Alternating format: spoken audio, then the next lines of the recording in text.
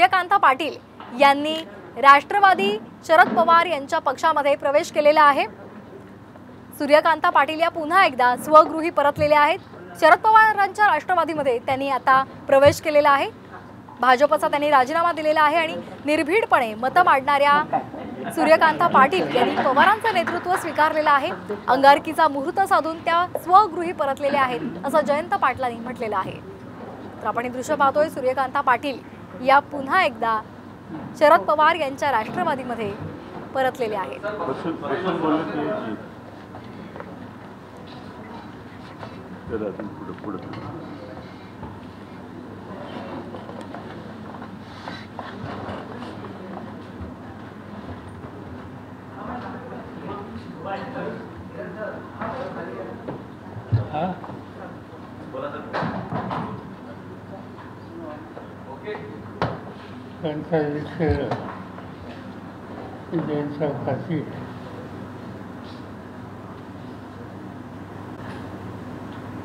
आज एक अतिशय महत्त्वाचा राजकीय निर्णय घेण्याच्यासाठी आणि त्याचं स्वागत करण्यासाठी आपण या ठिकाणी एकच झालो आहोत। ते सूर्यकांताताई, त्यांच्या विरोधात त्यांची सरकारी आज तुमच्याकडे कार्यक्रम आहे, पण त्याच्यात तुम्हाला स्वतःला नाविन्य वाटत नाही। सार्वजनिक जीवनामध्ये पूर्ण आयुष्य गांधी नेहरूच्या विचाराने काम करणारे महाराष्ट्राचाच नाही तर देशाच्या कानाकोपऱ्यावर अनेक लोक असतात। त्याच्यामध्ये दोन प्रकारचे लोक व्यक्ती ही आम्ही गेल्या अनेक वर्षात पाहिली आहे। एक काळ असा होता की आम्ही लोक समाजकारणात नंतरच्या काळात स्वातंत्र्याच्या चळवळीमध्ये सहभागी झाली। म्हणजे देशाच्या स्वातंत्र्याची चळवळ असेल किंवा हैदराबाद मुक्ती आंदोलनाचा लढा असेल, त्याच्यामध्ये सहभागी झालेली एक पिढी आणि त्यांनी अनेक वर्ष राज्याचं, देशाचं, समाजाचं नेतृत्व केलं। आणि त्याच्यानंतरची एक पिढी आणि हल्लीची पिढी की ज्यांची फारसं कौतुक आणि फारसं होणारी ही स्वातंत्र्य चळवळीची आहे, ही आज आपल्याला बघायला सूर्यकांताताई किंवा स्वतः किंवा जनता पार्टी आणि या दुसऱ्या पिढीचे प्रतिनिधी आहेत।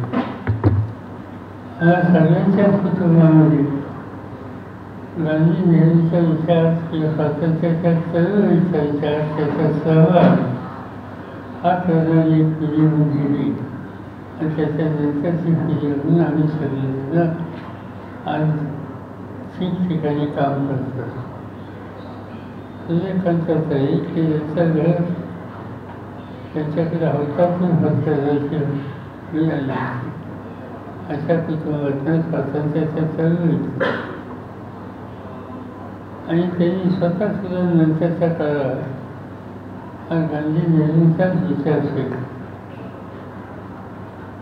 माझा आणि त्याचा एकत्रित काम करण्याचा कालखंड विधिमंडळामध्ये आम्ही एकत्र होतो। महाराष्ट्राच्या विधिमंडळामध्ये त्या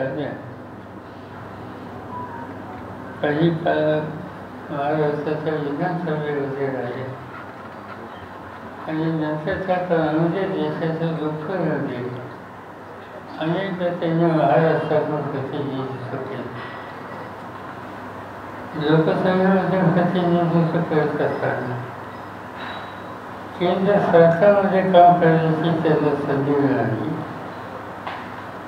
आणि आपल्या कर्तृत्वाची प्रभावाची दृष्टिकोन त्यांनी संसदेमध्ये दाखवलं। हे सगळं करत असताना एका बाजूनं संसदीय कामकाजाचा सहभाग हा जसा एक त्याचा सार्वजनिक व्यवस्था एक महत्त्वाचा टप्पा आहे, तसे इतरही गोष्टीत त्याचं लक्ष असतं. आणि ते इतरांमध्ये एक महत्त्वाचं क्षेत्र म्हणजे सरकार. त्या सरकारामध्ये राज्य सरकारी बँकेच्या उपाध्यक्ष पदाची जबाबदारी त्यांनी सांभाळली. महाराष्ट्र राज्य शासन कारखाना संघ तिथे त्यांनी जबाबदारी सांभाळली. आपल्या भागामध्ये शेतकऱ्यांच्या हितासाठी सरकारी साखर कारखान्याने उभी केली आणि त्याचं प्रतिनिधित्व त्यांनी देश पातळीवर सुद्धा हे केलेलं असतं. आणि म्हणून समाजकारण, राजकारण, सरकार क्षेत्र या सगळ्यामध्ये आयुष्याचा फार मोठा कालखंड हा त्यांचा गेलेला आहे. मध्यंतरी काही भूमिकेच्या मतभिन्नता झाली आणि त्यांनी वेगळा रस्ता हा पत्करला होता. पण माझी खात्री असायची की ते तिथे गेले असते तर त्याचं मन काय तिथं नव्हतं. त्यांचं मन आमच्याकडेच होतं. त्यांनी करून करू. आणि म्हणून मी कधी नांदेडला गेलो तर आवर्जून त्याची भेट घेत असेल. पक्ष कुठचा होता याचा कधी विचार करत नव्हते. आणि त्याचं कारण खरा पक्ष दुसरा त्याच्या मनात कधीच नव्हता. तर त्याचं राजकारण, समाजकारण हे विचारावर आधारित होतं. आणि त्यामुळे साहजिकच आहे त्या विचारांना आम्हा लोकांच्या बरोबर आहेत ह्या याची खात्री आम्हाला साधारण होती. आज निर्णय घेऊन पुन्हा एकदा जुन्या चर्चेनं काम करण्याची जागतिकता त्याची या ठिकाणी दिसते. अतिशय योग्य वेळ त्यांचा हा निर्णय मिळाला. आणि त्याचं महत्त्वाचं कारण आज माझ्यासारख्या नव्हे तर अनेकांना मला असं वाटते जे एक सामाजिक क्षेत्र दिसतं आहे तो अस्वस्थ करणार. काही झालं तरी देशाच्या, राज्याच्या आणि विशेष समाजामध्ये आपल्याला सामाजिक आयुष्य कसं चालता येईल, आज अस्वस्थता आहे, गैरविश्वास आहे, त्यामधून सुद्धा कशी करून घेता येईल आणि सामाजिक ऐक्याच्या जोरावर एक प्रकारचं चांगलं समंजसपणाचं चित्त कसं निर्माण करता येईल हे एक आव्हान आपल्या सगळ्यांच्या समोर आहे. आणि अशा वेळेला त्याच विभागामध्ये उभ्या आयुष्यामध्ये काम करत असताना या सामाजिक ऐक्यावर भर देण्याची भूमिका ज्यांनी सतत घेतली अशा प्रकारचं व्यक्तिमत्व आज सूर्यकांताचं काहीचे आहेत. म्हणजे विजयराव गव्हाणे हे त्याच भागाचे, त्याच विचाराने काम करणारे या सगळ्यांना काहीच्या निर्णयाचा उपयोग होईल.